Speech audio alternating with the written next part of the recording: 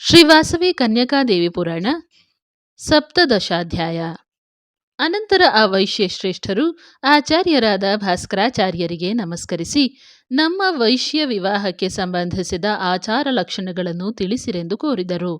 ಆಗ ಭಾಸ್ಕರಾಚಾರ್ಯರು ಸಂತೋಷಿಸಿ ಶಿಷ್ಯರಾದ ಬಾಲವೈಶ್ಯರನ್ನು ನೋಡಿ, ಹೇ ಬಾಲಕರೇ, ನಿಮ್ಮ ಪೂರ್ವಜರು ಹೇಗೆ ವಿವಾಹ ಕ್ರಮವನ್ನು ಆಚರಿಸಿದರೋ ಅದೆಲ್ಲವನ್ನು ನಾನೀಗ ನಿಮಗೆ ತಿಳಿಸಿಕೊಡುತ್ತಿರುವೆನು, ಆಲಿಸಿರಿ ಎಂದರು.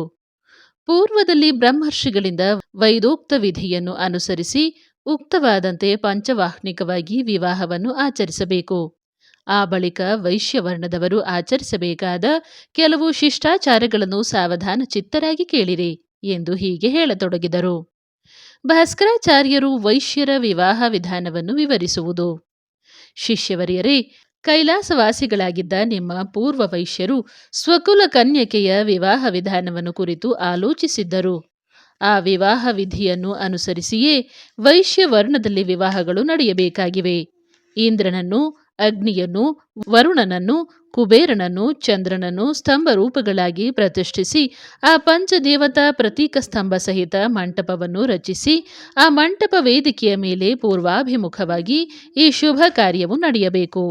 ವೈದೋಕ್ತ ವಿಧಿಯಲ್ಲಿ ಸೂತ್ರಕಾರರು ಹೇಳಿದ ವಿಧಾನವನ್ನು ಅನುಸರಿಸಿ ವೈಶ್ಯರು ಕೂಡ 5 ದಿನಗಳು ವಿವಾಹ ತ್ರತುವನ್ನು ಆಚರಿಸಬೇಕು. ಈ ವೈಶ್ಯರಿಗೆ ವಿವಾಹ ಕಾರ್ಯಕ್ರಮದ ಜೊತೆಗೆ ಆಚರಿಸಬೇಕಾದ ವಿಶೇಷ ಕಾರ್ಯಕ್ರಮವನ್ನು ವಿಶದವಾಗಿ ಕೇಳಿರಿ. ಪ್ರಥಮವಾಗಿ ಮೊದಲನೆಯ ದಿನ ಗಂಗಾ ಪೂಜೆಯನ್ನು ಆಚರಿಸಬೇಕು. ಅನಂತರ ಸಾಯಂ ಪ್ರಾತಃ ಕಾಲಗಳಲ್ಲಿ ವೈಶ್ಯರು ಔಪಾಸನೆಯನ್ನು, ಅಗ್ನಿ ಕಾರ್ಯವನ್ನು ಮಾಡಬೇಕು. ಎರಡನೆಯ ದಿನ ಸಕಲ ಪಾಪ ಪರಿಹಾರಕ್ಕಾಗಿ ಸಮಸ್ತ ದೇವತೆಗಳನ್ನು ಯಥಾಶಕ್ತಿ ಪೂಜಿಸಬೇಕು. ಅನಂತರ ವಧೂವರರ ಭೋಗ ಭಾಗ್ಯಾಭಿವೃದ್ಧಿಗಾಗಿ ಮಂಗಳವಾದ್ಯಗಳ ಸಮೇತ ಗ್ರಾಮದ ಹೊರವಲಯಕ್ಕೆ ಹೋಗಿ 2 ಕಲಶಗಳಲ್ಲಿ 32 ಅರಿಶಿನ ಮುದ್ದೆಗಳನ್ನಿರಿಸಿ ಕಲಶಗಳನ್ನು ಬೇರೆ ಬೇರೆಯಾಗಿ ಪೂಜಿಸಬೇಕು. ಮೂರನೆಯ ದಿನ ವೈಶ್ಯೋತ್ತಮರು ಗೋತ್ರ ಪೂಜೆಯನ್ನು ಮಾಡಬೇಕು. ನಾಲ್ಕನೆಯ ದಿನ ವಧೂವರರು ರಾತ್ರಿಯ ಮೊದಲನೆಯ ಯಾಮದಲ್ಲಿ ಕಾಮಧೇನು ಪೂಜೆಯನ್ನು ಮಾಡಬೇಕು. ವೈಶ್ಯರ ಪ್ರಧಾನ ವೃತ್ತಿಗಳಲ್ಲಿ ಗೋಪರಿಪಾಲನೆಯೂ ಒಂದು. ಗೋಮಠಗಳಲ್ಲಿ ನೆಲೆ ನಿಲ್ಲಿಸಿ ಗೋಪೋಷಕರಾಗಿ ಗೋಮಠರು ಅಂದರೆ ಕೋಮಠರು ಎಂಬ ಹೆಸರು ಹೊಂದಿದ ವೈಶ್ಯರಿಗೆ ಕಾಮಧೇನುವು ಮಾತೆಯಾಗಿ ವಿರಾಜಿಸುತ್ತಿದೆ. ಕೈಲಾಸದಿಂದ ಭೂಲೋಕಕ್ಕೆ ಮಹಾಪ್ರಸ್ಥನ ಮಾಡಿದ ನಿಮ್ಮ ಪೂರ್ವಜರು ಗೋಗರ್ಭ ಪ್ರದೇಶದಲ್ಲಿ ಕೊಂಚಕಾಲ ವಾಸ ಮಾಡಿ ಗೋಕರ್ಣ ಕ್ಷೇತ್ರದ ದ್ವಾರ ಭೂಮಿಯಲ್ಲಿ ಅವತರಿಸಿದರು.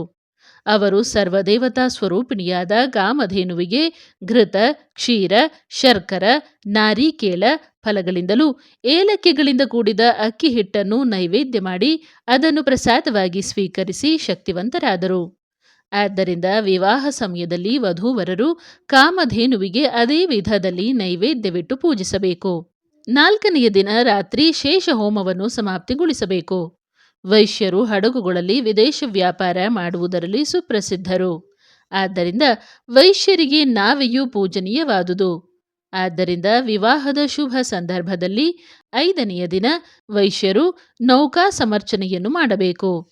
6ನೆಯ ದಿನ ಪಂಚದೇವತಾ ಪ್ರತೀಕ ಸ್ತಂಭಗಳೊಡನೆ ವಿರಾಜಿಸುವ ಕಲ್ಯಾಣ ವೇದಿಕೆಯ ಮಧ್ಯದಲ್ಲಿ ಪರಾಶಕ್ತಿ ಸ್ವರೂಪಿಣಿಯಾದ ಶ್ರೀ ವಾಸವಿ ಕನ್ಯಕಾ ಪರಮೇಶ್ವರಿ ದೇವಿಯ ಕಲಶಗಳನ್ನು ಸ್ಥಾಪಿಸಿ 7ನೆಯ ದಿನ ನಂದೀಶ್ವರಾರ್ಚನೆ ಮಾಡಬೇಕು. ಆ ಬಳಿಕ ಗುರುವಿನಾಜ್ಞೆಯಿಂದ ಕಂಕಣ ವಿಸರ್ಜನೆ ಮಾಡಿ ವಸ್ತ್ರಭೂಷಣಗಳನ್ನು, ಧನಧಾನ್ಯಗಳನ್ನು ಕುಲಗುರುವಿಗೆ ಸಮರ್ಪಿಸಿ ಸಂತೋಷಗೊಳಿಸಬೇಕು. ಅನಂತರ ವಧುವಿನೊಡಗೂಡಿ ವರನು ಗೃಹ ಪ್ರವೇಶವನ್ನು ಮಾಡಬೇಕು. ಹೀಗೆ ವಿಶೇಷ ಕಾರ್ಯಕ್ರಮಗಳಿಂದ ಕೂಡಿ ವೈಶ್ಯರಿಗೆ ವಿವಾಹವು 7 ದಿನಗಳ ಕ್ರಮವಾಯಿತು. ವಿವಾಹ ಕ್ರಮ ದಿನಗಳಾದ ಆ 7 ದಿನಗಳಲ್ಲಿ ಏಕಭುಕ್ತರಾಗಿ ಅಂದರೆ 1 ಹೊತ್ತು ಆಹಾರ ಸ್ವೀಕರಿಸುವವರಾಗಿ ಸಾಯಂ ಸಮಯಗಳಲ್ಲಿ ಅರಿಶಿನ ಕುಂಕುಮಗಳಿಂದ ಪರಿಮಳ ಸೂಸುವ ಸಾಲಂಕೃತ ಕಲಶಗಳಲ್ಲಿ ಪರಾಶಕ್ತಿ ಸ್ವರೂಪಿಣಿಯಾದ ಕನ್ಯಕಾದೇವಿಯನ್ನು ಆವಾಹನೆ ಮಾಡಿ ದೇವೀದ್ರತ ಪೂಜೆಯನ್ನು ಮಾಡಬೇಕು. ಇದು ಪ್ರಾಚೀನ ಕಾಲದಲ್ಲಿ ನಿಮ್ಮ ಪೂರ್ವಜರು ಆಚರಿಸಿದ ವಿವಾಹ ಕ್ರಮ ವಿಧಾನವು. ಪರಿಸ್ಥಿತಿಗಳ ಅನಾನುಕೂಲತೆಯಿಂದ ಈ ವಿವಾಹ ಕ್ರತುವನ್ನು ಮೇಲೆ ಹೇಳಿದ ಕ್ರಮವನ್ನು ಬಿಡದೆ 3 ದಿನಗಳಲ್ಲಾಗಲಿ ಕಡೆಗೆ 1 ದಿನದಲ್ಲಾಗಲಿ ಆಚರಿಸಬೇಕು ಎಂದು ಆಚಾರ್ಯರು ಹೇಳಿದ ನಂತರ ಆ ಸಭೆಯಲ್ಲಿ ವಿರೂಪಾಕ್ಷನು ಭಾಸ್ಕರಾಚಾರ್ಯರೊಡನೆ, ಗುರುದೇವ, ನಮ್ಮ ತಂದೆ ಬಂಧು ಸಮೂಹವನ್ನೆಲ್ಲ ಕರೆಸಿ ಅವರನ್ನು ಪ್ರೇರೇಪಿಸಿ ಬಲು ಭಯಂಕರವಾದ ಅಗ್ನಿಯಲ್ಲಿ ಅವರೊಡಗೂಡಿ ಪ್ರವೇಶಿಸಿದರು. ತಂದೆ ತಾಯಿಗಳ ವಿಯೋಗದಿಂದ ನಾನು ದುಃಖಿಸುತ್ತಿರುವಂತೆಯೇ ಮಿಕ್ಕವರೆಲ್ಲರೂ ತಮ್ಮ ತಮ್ಮ ಮಾತಾಪಿತೃಗಳನ್ನು ಕಳೆದುಕೊಂಡು ಅತೀವವಾಗಿ ದುಃಖ ಸಮುದ್ರದಲ್ಲಿ ಮುಳುಗಿರುವರು. ಅವರಿಗೆ ದುಃಖೋಪಶಮನ ಮಾಡುವುದಕ್ಕಾಗಿ ನಾನೇನು ಮಾಡಬೇಕಾಗಿದೆ, ದಯಮಾಡಿ ತಿಳಿಸಿಕೊಡಿ ಎಂದು ಪ್ರಾರ್ಥಿಸಿದನು. ಆಗ ಭಾಸ್ಕರಾಚಾರ್ಯರು ಶಿಷ್ಯನನ್ನು ನೋಡಿ, ಹೇ ಮಹಾರಾಜ, ಪರಂಧಾಮವನ್ನು ಹೊಂದಿದ ಪಿತೃಗಳನ್ನು ಕುರಿತು ನೀನು ದುಃಖಿಸಬಾರದು. ಅಗ್ನಿಯಲ್ಲಿ ಪ್ರವೇಶಿಸಿದ ನಿನ್ನ ಬಂಧುಗಳ ಮಕ್ಕಳನ್ನು ಕರೆಸಿ ಅವರನ್ನು ಸಾಂತ್ವನಗೊಳಿಸಿ ಅವರ ಕೋರಿಕೆಗಳನ್ನು ತೀರಿಸಿ ಅವರ ದುಃಖವನ್ನು ಉಪಶಮನಗೊಳಿಸು ಎಂದು ಬೋಧಿಸಿದರು. ಈ ರೀತಿಯಾಗಿ ಆ ದಿನದ ಸಭೆಯು ಮುಕ್ತಾಯಗೊಂಡಿತು. ವೈಶ್ಯ ಸಮಾರಾಧನೆಯ ವರ್ಣನೆ. ಮಾರನೆಯ ದಿನ ಉದಯ ಕಾಲದಲ್ಲಿ ವಿರೂಪಾಕ್ಷ ಶ್ರೇಷ್ಠಿಯು ತನ್ನ ತಂದೆಯೊಡನೆ ಅಗ್ನಿ ಪ್ರವೇಶ ಮಾಡಿದ ಬಂಧು ಜನರ ಮಕ್ಕಳನ್ನೆಲ್ಲ ನಗರೇಶ್ವರ ಆಲಯಕ್ಕೆ ಕರೆಸಿ ಅವರ ಜನನೀ ಜನಕರು ಮಾಡಿದ ಮಹಾತ್ಯಾಗವನ್ನು ವಿಶೇಷವಾಗಿ ಪ್ರಶಂಸಿಸಿ ಅನೇಕ ಬಗೆಯ ಸಾಂತ್ವನ ನುಡಿಗಳನ್ನಾಡಿ ಅವರನ್ನೆಲ್ಲ ಸಕುಟುಂಬ ಸಮೇತರಾಗಿ ತನ್ನ ಮಹಲಿಗೆ ಭೋಜನಕ್ಕೆ ಬನ್ನಿರೆಂದು ಆಹ್ವಾನಿಸಿದರು. ವಿರೂಪಾಕ್ಷನ ಆಹ್ವಾನದ ಮೇರೆಗೆ ಮಾರನೆಯ ದಿನ ಬಂಧು ಮಿತ್ರ ಜನರೆಲ್ಲರೂ ರಥ ಗಜ ಅಶ್ವಾದಿ ವಾಹನಗಳನ್ನು ಅಧಿರೋಹಿಸಿ ವೈಶ್ಯರಾಜನಾದ ವಿರೂಪಾಕ್ಷನ ಭವನಕ್ಕೆ ಆಗಮಿಸಿದರು. 4,000 ಚದರಡಿಗಳ ವಿಸ್ತೀರ್ಣ ಹೊಂದಿ ಮಣಿಖಚಿತವಾದ ಸೋಪಾನಗಳನ್ನು ಹೊಂದಿ ಸ್ಫಟಿಕ ಸ್ತಂಭಗಳಿಂದ ಶೋಭಿಸುವ ನವರತ್ನ ಖಚಿತವಾದ ಸೋಪಾನಗಳಿಂದ ಪ್ರಕಾಶಿಸುವ ಮೃದುವಾದ ರತ್ನ ಕಂಬಳಿಗಳನ್ನು ಹಾಸಿದ ನೆಲದಿಂದ ಕೂಡಿ ಸುಗಂಧ ಧೂಪಗಳಿಂದ ಪರಿಮಳ ಬೀರುವವನು ನವನಿಧಿಗಳಿಂದ ತುಂಬಿ ಕುಬೇರನ ಗೃಹಕ್ಕೆ ಸಮಾನವಾಗಿದ್ದ ವಿರೂಪಾಕ್ಷ ಭೂಪಾಲನ ಪ್ರಾಸಾದದಲ್ಲಿ 106 ಪಂಕ್ತಿಗಳಲ್ಲಿ ಭೋಜನಕ್ಕೆ ಕುಳಿತಿದ್ದ ವೈಶ್ಯವೃಂದವು 100,000 ಸಂಖ್ಯೆಯಲ್ಲಿ ಬೆಳಗಿತು. ಪಂಚಭಕ್ಷ್ಯ ಪರಮಾನ್ನಗಳಿಂದ ಹಲವು ಬಗೆಯ ತಿನಿಸುಗಳಿಂದ ಕೂಡಿದ ದಿವ್ಯ ಭೋಜನವನ್ನು ಸಾವಿರಾರು ಜನರು ಬಡಿಸುತ್ತಿರಲು ವಿರೂಪಾಕ್ಷನು ಪಂಕ್ತಿಗಳ ಮಧ್ಯೆ ಓಡಾಡುತ್ತಾ ಕುಳಿತವರಿಗೆ ಉಪಚಾರ ಮಾಡತೊಡಗಿದನು.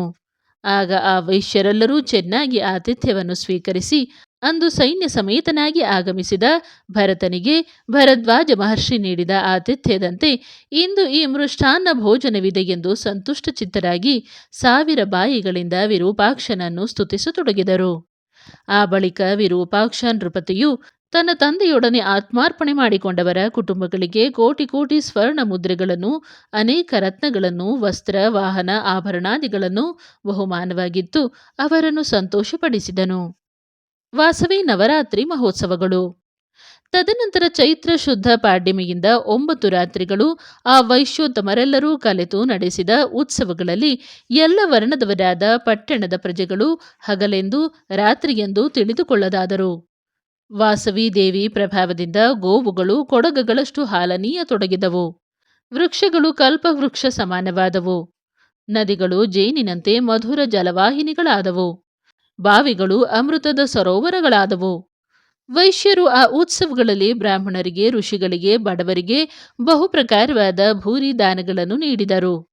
ಪ್ರತಿದಿನವೂ ಭೋಜನ ಮಾಡುತ್ತಿದ್ದ 100,000 ಬಂಧು ಮಿತ್ರ ಪರಿವಾರದ ಜನರ ಸಂಖ್ಯೆಯನ್ನು ನೋಡಿ ವಿರೂಪಾಕ್ಷನು ಉತ್ಸಾಹದಿಂದ ಹಿಗ್ಗಿದನು.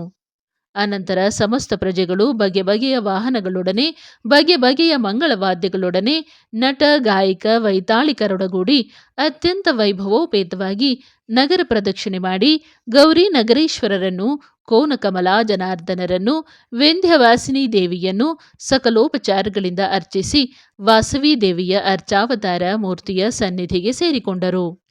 ಶ್ರೀ ವಾಸವಿ ದೇವಿ ಸಹಸ್ರನಾಮ ಸ್ತೋತ್ರ ಮಹತ್ವ. ಅರ್ಚಾವತಾರಳಾಗಿ ನೆಲೆಸಿದ ಶ್ರೀ ವಾಸವಿ ಕನ್ಯಕಾ ಪರಮೇಶ್ವರಿ ದೇವಿ ಸನ್ನಿಧಿಗೆ ಸೇರಿದವರೆಲ್ಲರನ್ನೂ ಗುರುವರೇಣ್ಯರಾದ ಭಾಸ್ಕರಾಚಾರ್ಯರು ಆ ದೇವಿಯ ವಿಶೇಷ ಪೂಜೆಗೆ ಸಂಸಿದ್ಧರನ್ನಾಗಿಸುತ್ತಾ ಹೀಗೆ ಹೇಳತೊಡಗಿದರು. ಹೇ ಭಕ್ತ ಶ್ರೇಷ್ಠರೇ, ಶ್ರೀ ವಾಸವಿ ಕನ್ಯಕಾ ದೇವಿ ಸಹಸ್ರನಾಮ ಸ್ತೋತ್ರವು ಸರ್ವ ಪಾಪ ವಿನಾಶಕರವಾದುದು. ಪೂರ್ವದಲ್ಲಿ ಈ ದೇವಿ ಸಹಸ್ರನಾಮ ಸ್ತೋತ್ರವು ಆದಿಶೇಷ ಭಗವಂತನಿಂದ ಧರ್ಮನಂದನಿಗೆ ಹೇಳಲ್ಪಟ್ಟಿತು. ಮತ್ತೆ ನಿಮ್ಮ ಪೂರ್ವಜನಾದ ಸಮಾಧಿ ಎಂಬ ಮಹಾತ್ಮನು ಈ ಸಹಸ್ರನಾಮ ಸ್ತೋತ್ರದಿಂದ ಆದಿಕನ್ಯಕಾ ಪರಮೇಶ್ವರಿಯನ್ನು ಅರ್ಚಿಸಿ ಅಮೋಘ ವರವನ್ನು ಹೊಂದಿ ಧನ್ಯನಾದನು. ಈ ಸ್ತೋತ್ರವು ನರರಿಗೆ ಆಯುರಾರೋಗ್ಯಗಳನ್ನು ಪ್ರಸಾದಿಸುವುದು, ಧನಧಾನ್ಯಾಭಿವೃದ್ಧಿ ಮಾಡುವುದು, ದಿವ್ಯ ಜ್ಞಾನವನ್ನು ಉಂಟು ಮಾಡುವುದು, ಪುತ್ರ ಪೌತ್ರಾದಿಗಳನ್ನು ಪ್ರಸಾದಿಸುವುದು. ಈ ಸಹಸ್ರನಾಮಕ್ಕೆ ಬ್ರಹ್ಮನೇ ಋಷಿಯಾಗಿ ಹೇಳಲ್ಪಟ್ಟಿರುವನು. ಇದು ಅನುಷ್ಠುಪ್ ಛಂದಸ್ಸಿನಲ್ಲಿರುವುದು. ಈ ಸಹಸ್ರನಾಮಗಳು ಶ್ರೀ ವಾಸವಿ ಕನ್ಯಕಾ ದೇವಿ ಲಕ್ಷಣಯುಕ್ತವಾಗಿ ವಿರಾಜಿಸುತ್ತಿವೆ. ಅನೇಕ ಸಹಸ್ರನಾಮಗಳಲ್ಲಿ ಇವು ಸರ್ವಸಿದ್ಧಿಪ್ರದಗಳಾಗಿವೆ. ಶ್ರೀ ವಾಸವಿ ಕನ್ಯಕಾ ಪರಮೇಶ್ವರಿ ಆಗಮಾರ್ಚನೆಯಲ್ಲಿ ಇವು ಮಿಗಿಲಾಗಿ ಮುಖ್ಯವಾಗಿವೆ. ಈ ಸಹಸ್ರನಾಮಗಳನ್ನು ಪಠಿಸುವುದರಿಂದ ಶ್ರೀ ವಾಸವಿ ಮಾತೆ ಪ್ರೀತಳಾಗುವಂತೆ ಇತರ ನಾಮಗಳನ್ನು ಪಠಿಸುವುದರಿಂದ ಪ್ರೀತಳಾಗುವುದಿಲ್ಲ. ಶ್ರೀ ವಾಸವಿ ಕನ್ಯಕೆ ದೇವಿಗೆ ಪ್ರಿಯವನ್ನುಂಟು ಮಾಡಲು ಸದಾ ವಾಸವಿಯ ಸಹಸ್ರನಾಮಗಳನ್ನೇ ಪಠಿಸಬೇಕು. ಶ್ರೀ ವಾಸವಿ ಕನ್ಯಾ ಚಕ್ರರಾಜನಲ್ಲಿ ದೇವಿಯನ್ನು ನಿಲ್ಲಿಸಿ ಕುಂಕುಮದಿಂದಾಗಲಿ ಪುಷ್ಪಗಳಿಂದಾಗಲಿ ತುಳಸಿ ದಳಗಳಿಂದಾಗಲಿ ಸಹಸ್ರನಾಮಗಳನ್ನು ಪಠಿಸುತ್ತಾ ಪೂಜಿಸುವವರಿಗೆ ಪೆನುಗೊಂಡ ಪುರಾಧೀಶ್ವರಿಯಾದ ಶ್ರೀ ವಾಸವಿ ಕನ್ಯಕೆಯು ಸಮಸ್ತ ಶುಭಗಳನ್ನು ಎಸಗುವಳು. ಅನಂತ ಶಕ್ತಿವಂತವಾದ ಶ್ರೀ ವಾಸವಿ ಮಂತ್ರರಾಜವನ್ನು ಸಾಂಗವಾಗಿ ಪಠಿಸಿದಾಗ ದೊರೆಯುವ ಫಲವು ಈ ದಿವ್ಯ ಸಹಸ್ರನಾಮ ಸ್ತೋತ್ರದಿಂದಲೇ ಉಂಟಾಗಬಲ್ಲುದು. ಆದ್ದರಿಂದ ಶ್ರೀ ವಾಸವಿ ಕನ್ಯಕಾ ದೇವಿಯನ್ನು ಅರ್ಚಿಸಬೇಕು ಎಂದು ತಿಳಿಸಿ ಭಾಸ್ಕರಾಚಾರ್ಯರು ಶ್ರೀ ವಾಸವಿ ಸಹಸ್ರನಾಮಾವಳಿಯಿಂದ ದೇವಿಯನ್ನು ಕೀರ್ತಿಸತೊಡಗಿದರು. ಆ ಸಹಸ್ರನಾಮಾವಳಿಯನ್ನು ಅನುಸರಿಸಿ ವಿರೂಪಾಕ್ಷಾದಿ ವೈಶ್ಯರು ಶ್ರೀ ವಾಸವಿ ದೇವ ಅರ್ಚಾವತಾರ ಮೂರ್ತಿಯನ್ನು ಕುಂಕುಮದಿಂದ ಪೂಜಿಸಿ ಕೀರ್ತನೆಗಳಿಂದ ಸ್ತುತಿಸಿದರು. ಆ ದಿವ್ಯ ಸಹಸ್ರನಾಮ ಸ್ತೋತ್ರದಿಂದಲೂ ಭಕ್ತಿಪೂರ್ಣವಾದ ಸ್ತುತಿ ಕೀರ್ತನೆಗಳಿಂದಲೂ ಸಂಪ್ರೀತಳಾದ ವಾಸವಿ ಕನ್ಯಕಾ ದೇವಿಯು ಕೋಟಿ ಸೂರ್ಯ ಪ್ರಭಾಸಮಾನಳಾಗಿ ಅವರಿಗೆ ಪ್ರತ್ಯಕ್ಷಳಾದಳು. ಆ ಜಗನ್ಮಾತೆಯ ದಿವ್ಯ ದರ್ಶನದಿಂದ ಎಲ್ಲರೂ ಪರಮಾನಂದ ಭರಿತರಾದರು. ಆ ದೇವದೇವೇಶ್ವರಿಯನ್ನು ದರ್ಶಿಸಿ ಭಕ್ತಿಯಿಂದ ತನ್ಮಯರಾಗಿ ಅವ್ಯಕ್ತ ಪರಬ್ರಹ್ಮ ಸ್ವರೂಪಿಣಿಯಾದ ಹೇ ಆದಿಶಕ್ತಿ, ಮಂಗಳ ಸ್ವರೂಪಳಾದ ಹೇ ದೇವಿ, ದುಷ್ಟ ದಾನವರನ್ನು ನಾಶಗೊಳಿಸುವ ಓ ಭದ್ರಕಾಳಿಕೆ, ಭಕ್ತರ ಇಷ್ಟಾರ್ಥಗಳನ್ನು ನೆರವೇರಿಸುವ ಹೇ ನಾರಾಯಣಿ, ಸರ್ವಲೋಕಗಳನ್ನು ಭ್ರಾಂತಿಗೊಳಿಸುವ ಓ ಮಹಾಮಾಯೆ, ವಾಸುದೇವನ ಸಹೋದರಿಯಾದ ಹೇ ಕನ್ಯಕೆ, ದುರ್ಗಾತಿಹಾರಿಣಿಯಾದ ಹೇ ದುರ್ಗಾದೇವಿ, ನಿಜ ಭಕ್ತರಿಗೆ ಸದಾ ಜಯವನ್ನುಂಟು ಮಾಡುವ ಹೇ ವಿಜಯ, ರಸೋ ವೈಸಹ ಎಂದು ಹೇಳಲ್ಪಟ್ಟ ರಸಸ್ವರೂಪ ಪರಮಾತ್ಮನೆಂಬ ಮಕರಂದವನ್ನು ಗರ್ಭದಲ್ಲಿ ಅಡಗಿಸಿಕೊಂಡಿರುವ ಹೇ ಕುಮುದಾದೇವಿ, ಸರ್ವಾಕರ್ಷಣ ಶಕ್ತಿ ಸ್ವರೂಪಳಾಗಿ ಸೃಷ್ಟಿಗೆ ಮೂಲವಾದ ತಮ ಪ್ರತೀಕ ನೀಲವರ್ಣದ ಹೇ ಕೃಷ್ಣೆ, ಸರ್ವವ್ಯಾಪಕವಾದ ವಿಷ್ಣು ಸ್ವರೂಪಳಾದ ಹೇ ವೈಷ್ಣವೀ ದೇವಿ, ಶುಂಭ ನಿಶುಂಭಾದಿ ರಕ್ಕಸರನ್ನು ಸದೆಬಡಿದ ಹೇ ಚಂಡಿಕೆ, ಈಶ್ವರ ಶಕ್ತಿಯಾದ ಹೇ ಈಶಾನಿ, ಸಮಸ್ತದಲ್ಲಿ ನೀನು ವಾಸಿಸುತ್ತಾ ನಿನ್ನಲ್ಲಿ ಸಮಸ್ತವೂ ವಾಸಿಸುವಂತೆ ಮಾಡಿಕೊಂಡಿರುವ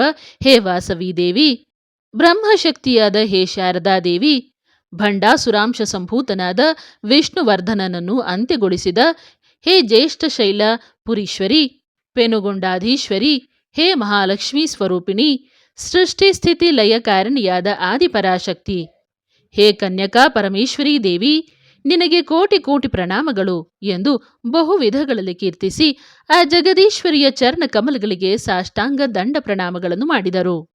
ಅವರ ಭಕ್ತಿ ಪ್ರಪತ್ತಿಗಳಿಗೆ ಪ್ರಸನ್ನಳಾದ ಶ್ರೀ ವಾಸವಿ ಜನನಿಯು, ಕುಮಾರರೇ, ನಿಮ್ಮ ಭಕ್ತಿಗೆ ಮೆಚ್ಚಿದೆನು.